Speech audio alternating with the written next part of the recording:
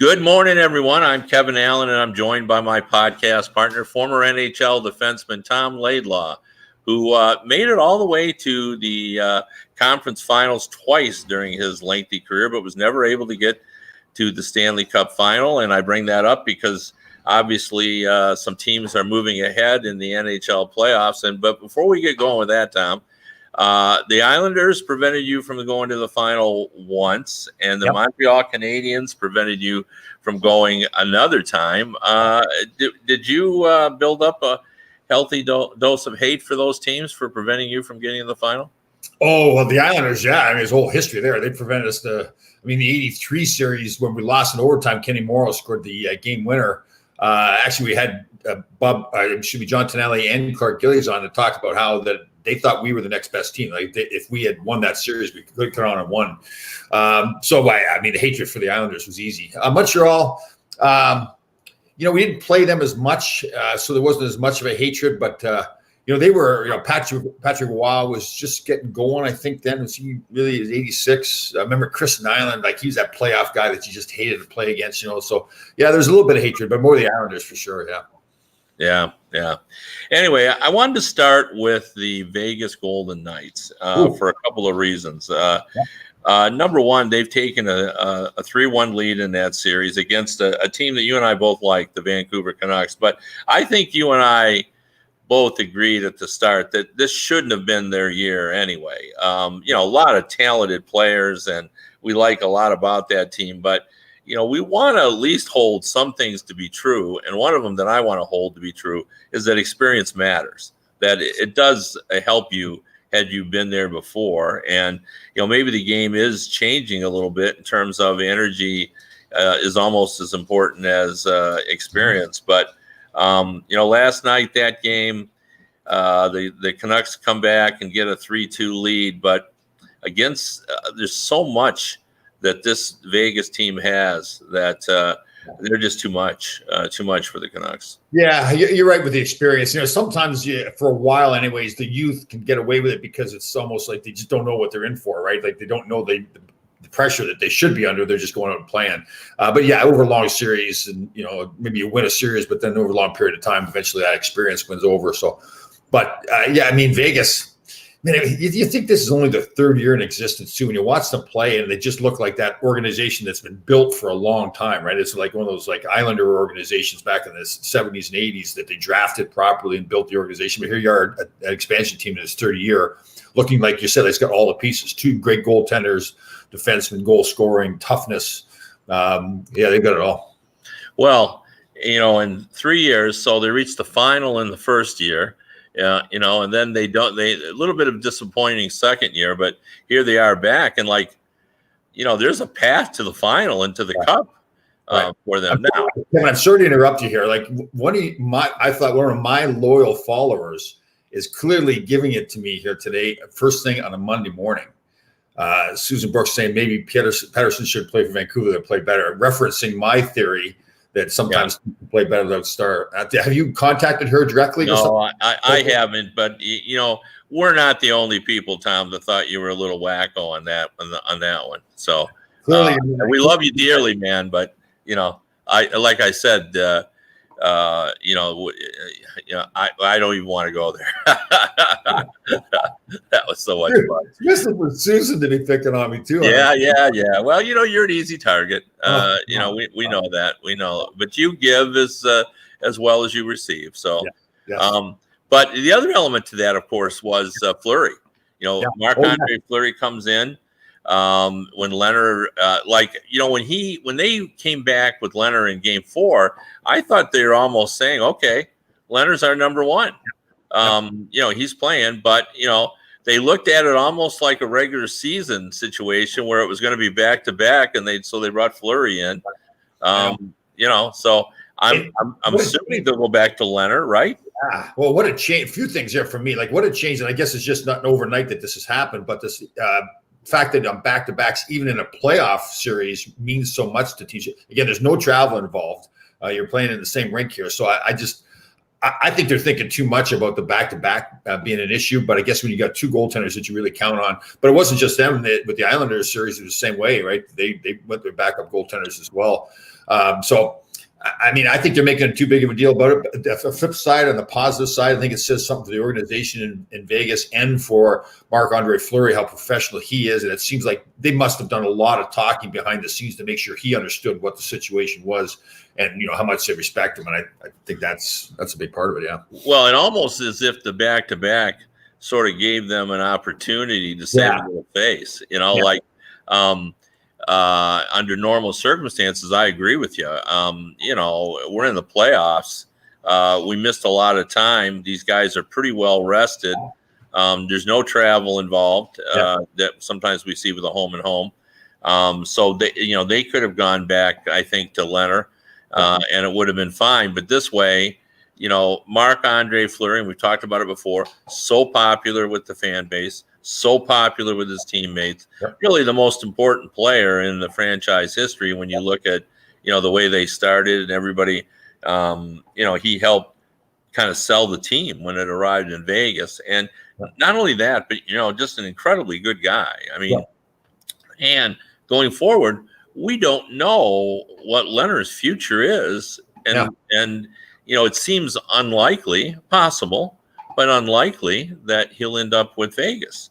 Like, how much money can they spend on goalies? And Fleury is, you know, contracted to them, you know, moving forward. So I saw this as an opportunity that, you know, Vegas probably looked at and said, well, at least we can put Fleury in because it's a back-to-back and we can say that's what we're doing. But, you know, not that you raise some interesting points there. Like if he's going to leave, if Leonard's going to leave after this year and go someplace else, so you've gone and you said, okay, we think Leonard's better than Marc-Andre Fleury. We're going to play him more in the playoffs, but then we're going to let him go, and now we're going to come back with Marc-Andre Fleury. I mean, it's difficult. Like, and you know, Marc-Andre Fleury is a pro. Yeah. Like he gets all this. Yeah. Like, you know, he knows he's watched Leonard. He knows Leonard's playing well. And, you know, Leonard has said, too, they're buddies. Like, you know, he gets all this, but that's sometimes there's still some injured pride. Oh, absolutely. There's no question Marc-Andre Fleury's got some injured pride, but he's handling it the proper way. But absolutely. Yeah. Yeah. I mean, for him to say he's saying all the right things, but he's going home and he's thinking, well, I want that net to be mine. You want him to say that, you know, as an organization, you want him to say that. So, it is interesting though, right? So I mean, do they have the conversation? Does management have the conversation with Marc-Andre Fleury? Say, listen, he's on a roll. Maybe they spin it that, okay, he's on a roll right now. We're going to let him continue to play, but you're our guy. You know, he won't be back next year. I guess that's what they could. Yeah, I mean, you do. I mean, I'm sure they've already had a conversation. You know, knowing McCrimmon and George McPhee at the management level, like they're not the kind of guys that let things lie. You know, they're going to be modern in their approach to dealing with players. So I'm sure they've had the conversation, and I'm sure, you know, that's the sell. Like, Mark, you've been around a long time. You've seen when goalies get on a roll. We feel Leonard's on a roll, and we're going to ride this wave for him. It's a tasty wave, as the surfers call it. And you know, they got to hope that everything kind of moves forward. Did you just reference a surfer adage? I did from a movie, Fast Time at Ridgemont. Nice. You know, when they talk about tasty waves. So, but you know, anyway, I think, you know, the one thing we haven't just talked about is how good the Golden Knights have looked. Now, like, first of all, Shea Theodore has really moved to the next level in terms of defensemen. Like he's a premium guy. Like, he's involved in all of their offense. Right. You know, every time I turn around, you know, when they score, you know, there was Theodore. He was involved in it all, and he's really stepped up. But you look at all three zones for them, and you know, they're just on top of their game. You know, like Mark Stone, I just love as a player too. He's got the skill. He's physical. He's got a little nasty edge to him. Yeah, I like him a lot. Yeah, I had to do. You know, I write for a part-time basis on for sports betting dime.com, which is a site, and I had to do a piece on projecting Conn Smythe winners, and the odds-on favorite is actually Leonard in terms of. But they asked me to put in who I thought, and I went with Stone just because he is such a the word I use is a beast. Mark Messier was a beast. Guys that just sort of take charge when it's on the line, and I see him in that role. Yeah, Nathan McKinnon, I would have had him going into this series, but Dallas, but they've really shut him down good. He was a beast too. Yeah, for sure. Well, that's the funny thing about the Conn Smythe. Like if the Canucks had stepped up in Game 4 and tied that up, and then became a momentum team and could take down the Golden Knight. Like, wouldn't you think Pettersson would be the or like Horvat too? Horvat, both of them, but Pettersson had so many points. Well over a point. But Horvat has been, and he's really impressed me with his leadership in addition to his goals. Like that's his team, and that's the value of leadership in hockey. And I don't know why that is. I don't know if you have a theory. Like, why is it that? Leadership is always important in any athletic endeavor, but it seems like in hockey, it's more significant. Like the idea of who the captain is, it's really important. Right. Well, it's funny you say that because I was watching a football game, I think it was last year, and Phil Simms was on, and he made a quote. I think I have it correct. In other sports, character in football is not as important as coaching. And I think it's the opposite in hockey. I think character is more important. So you have part of that character, and that is that leadership on the team, right? Because it's no coincidence you see the teams that win. They've got great leadership, and they create that great character, and especially in the locker room. So, and I think again, the teams that don't do well, I look at Nashville Predators. I just don't see that. I think that's a missing ingredient there. I think the character is not there, and therefore the leadership's not there too. But you're right. I like them. Hey, how about I'm going to pick on it. We touched on the goaltending, going to backup goaltenders, and I'm going to a little bone to pick with Alain Vigneault there at Philadelphia, going with Brian Elliott. At least I think in Vegas you're looking to go, wow, those are two number one goaltenders really. And I like Brian Elliott, but his role now in this part of his career is a backup, and you're down 2-1.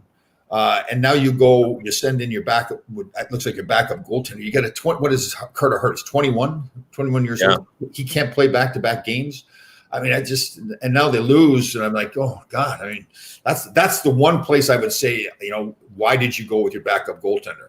But let me ask it in this way, because I thought about this as well, and it's just because you and I have had so many conversations about the importance of when the team sort of gets together. So after the game, the boys go out and have a ginger ale. Yep. And they're talking last night. Do you think they're saying, that was the right call? Vigneault made the right call, bringing the thing. Or are they staying around going, what is he thinking? Carter Hart's our guy. It sends a message like you're not giving us your best. You're not giving us all the ammunition we need to try to win this game. And that's an unfortunate save. And I don't think it was Elliott's fault that they lost the game. No, not at all. Right? Not at all. We're not saying that. It's more that psychological thing. You're right. Players are like that. They're always going to be. It's when they're losing. They got some frustrated guys there. Giroux's not playing that well, not scoring many points.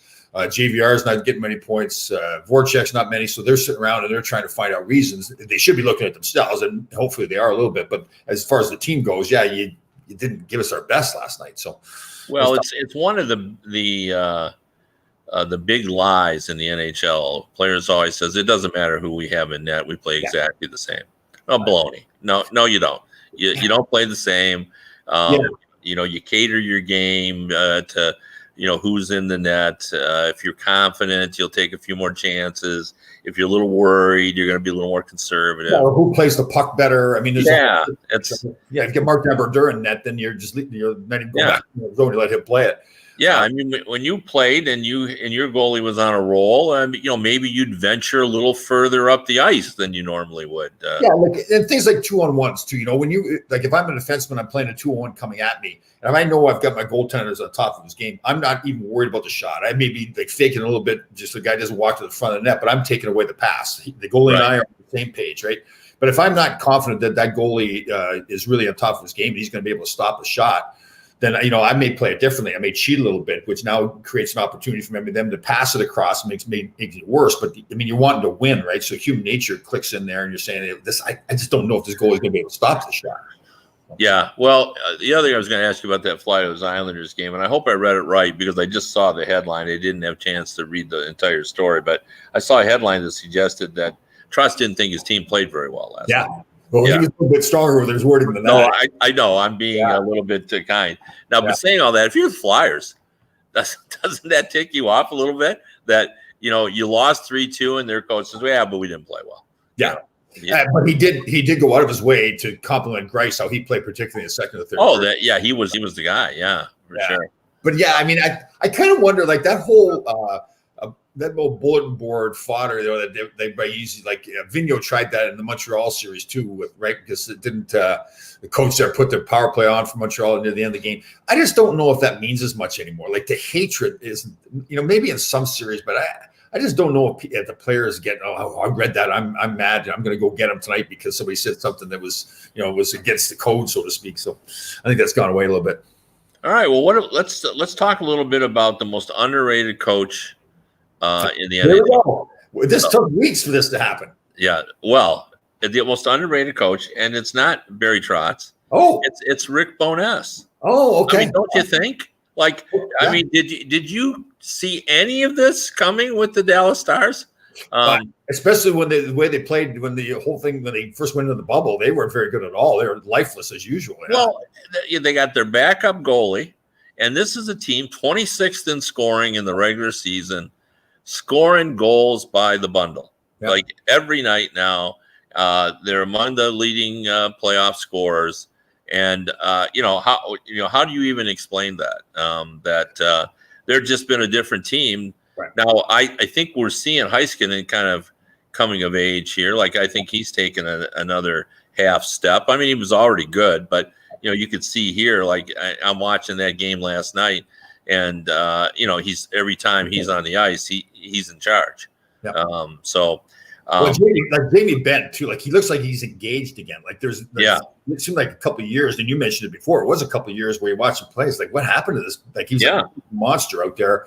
And yesterday he's got involved a little bit too. Pavelski being a leader there too. I think you're right though. Rick Bowness is like that really liked guy. Like, you've interviewed him. Everybody loves this guy. He's the kind of guy you want to play for. You get on a roll. You're feeling good. It seems like when you see him in interviews, he's really like commanding presence again. Like, he isn't playing that assistant coach role now. Now he's kind of warmed up into being a head coach again. So yeah, it is great to see. I wasn't even thinking of him. I thought you were going to jump all over the Barry Trotz bandwagon.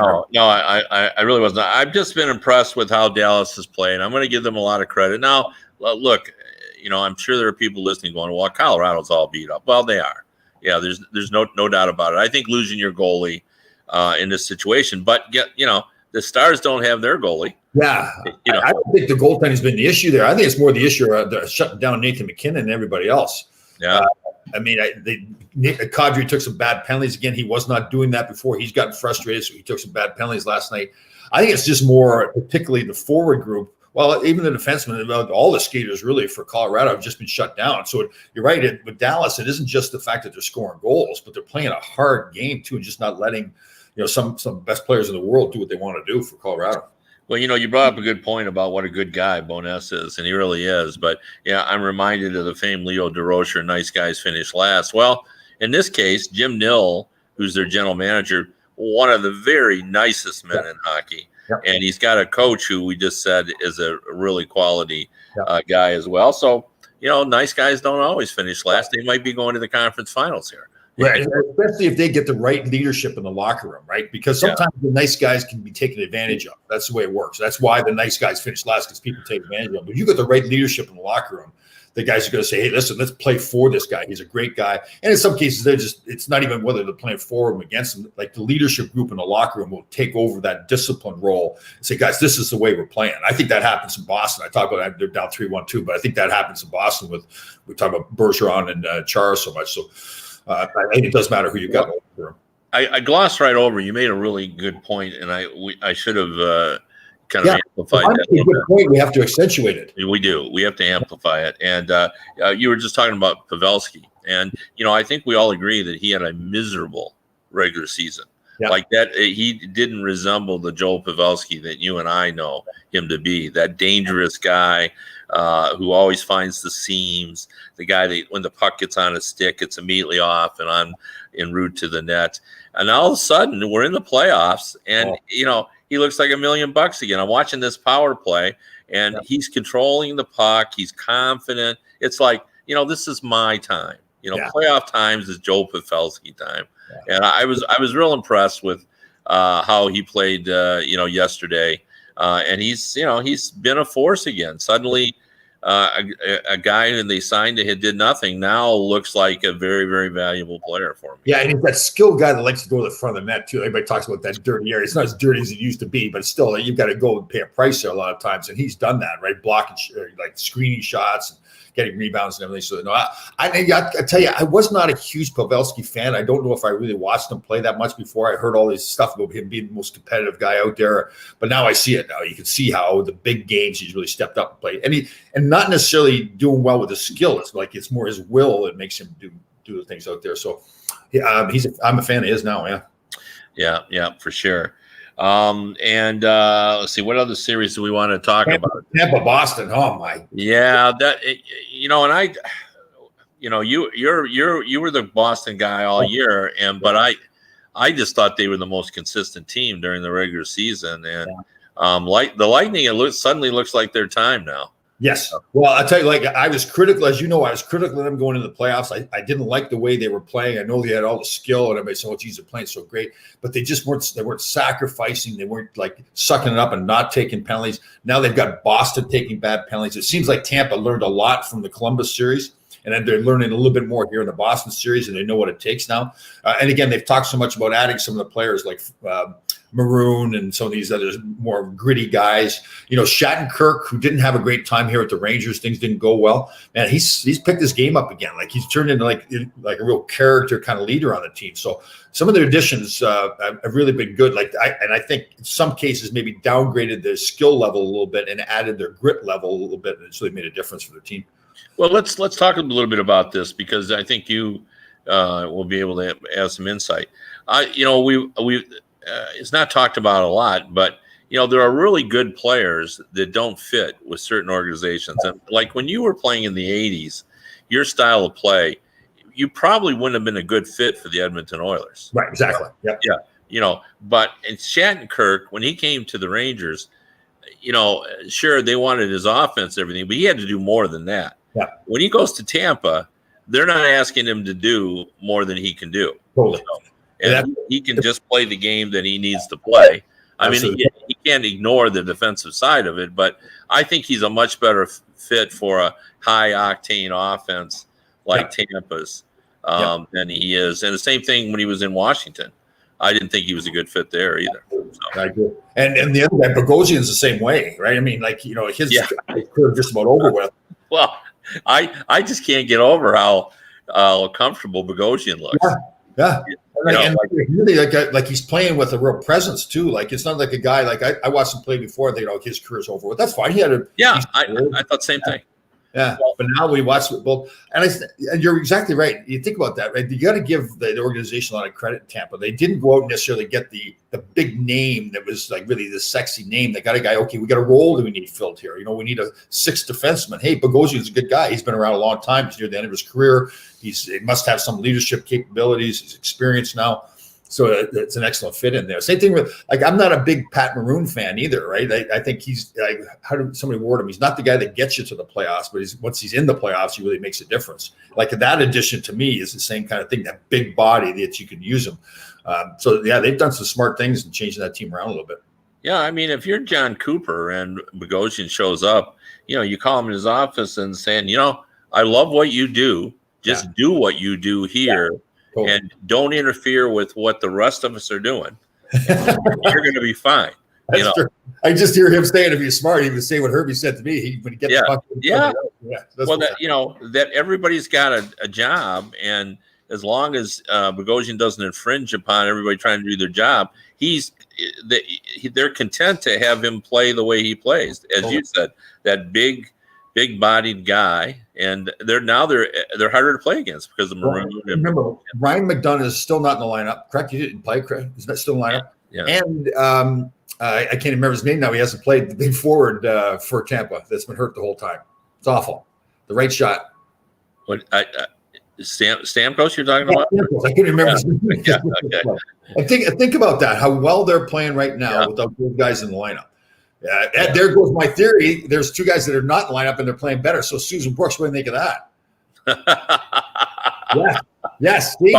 Sparring with our fan base. Proved right again. Yeah, sparring with the fan base. Yeah, they're overcoming the loss of Ryan McDonough. And, all right. So if Tampa's playing so well, the Islanders playing well. I know. So Tampa, Islanders, and Vegas and Dallas. That's the showdown, right? That's where it's going to head.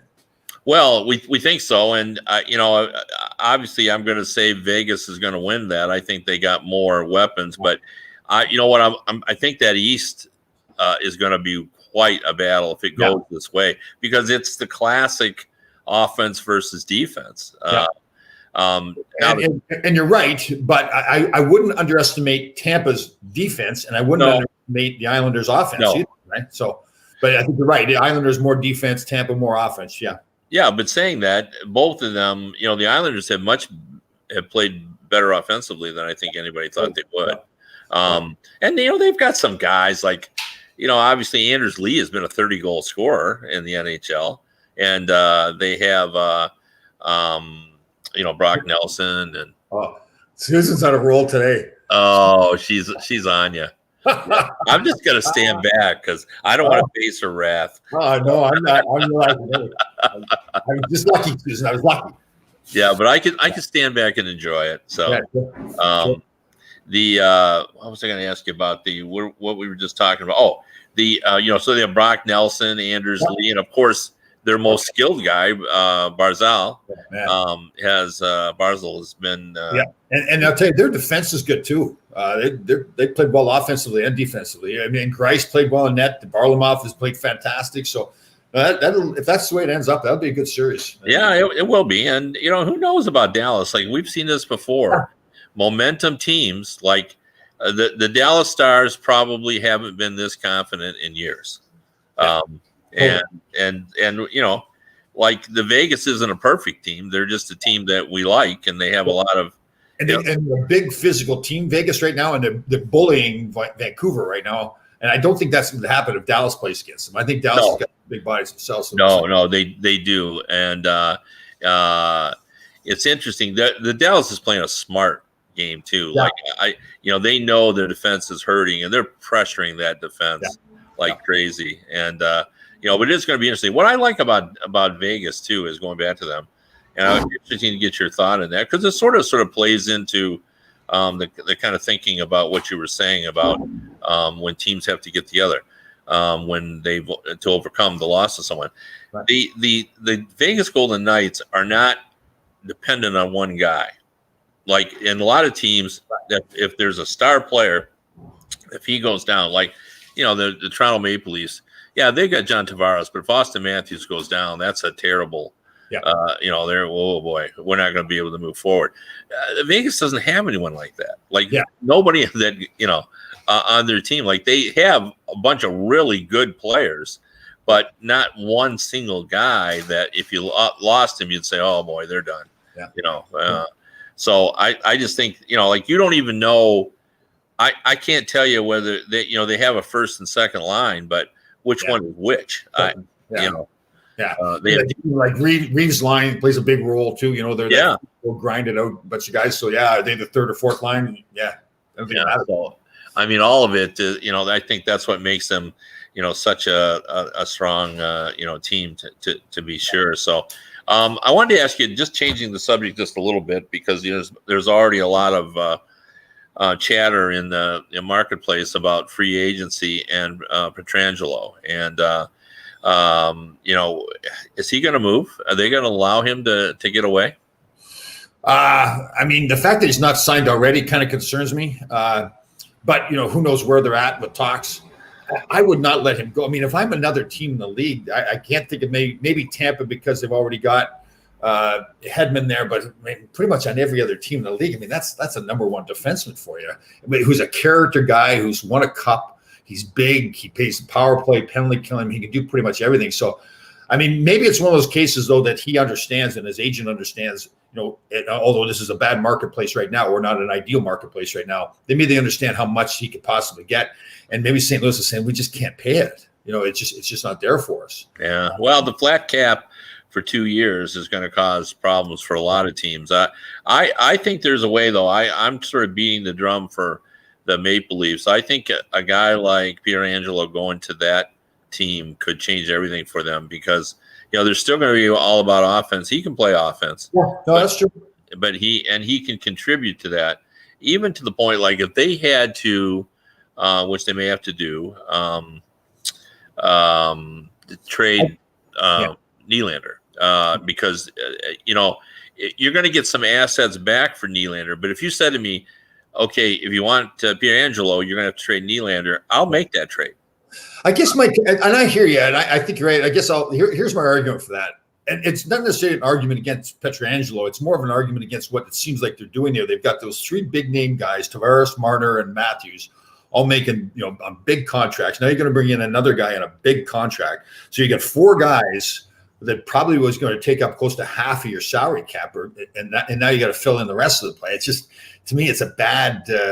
I don't think it's the right way to have your organization set up. But doesn't everybody do that? Yeah, well, I guess. Yeah, I mean, they're not paying their goalie. Like in Pittsburgh, they got Malkin and Crosby and Letang and Gunsel and all the teams. Tampa's got a bunch of guys making big money. I look at the teams that have won the cups lately. Okay, so look at St. Louis. Yeah, I mean, you don't have that big star-studded lineup with these big mega contracts, right? No, but they've got good players, right? And I mean, obviously, they got lucky in their goaltending situation last year. And then there's Pietrangelo, right? So he's kind of like the star guy. I mean, at Boston, again, they really don't. They're not stacked like that. Washington, I guess they've got a little bit more of that maybe with Backstrom and with OV there, but Carlson's making big money.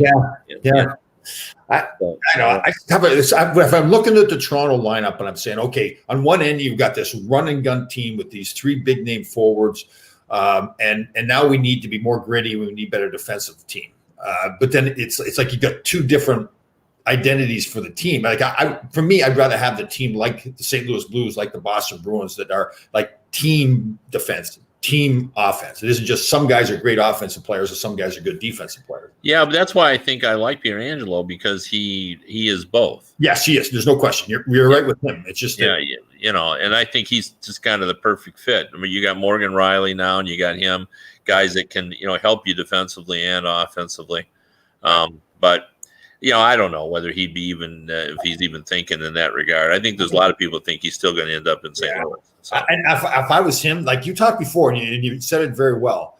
There's another situation that my fear would be if I'm him or if I'm his representative. I'm saying, you got to understand now, if you're going to go into Toronto, they're going to expect you to do everything.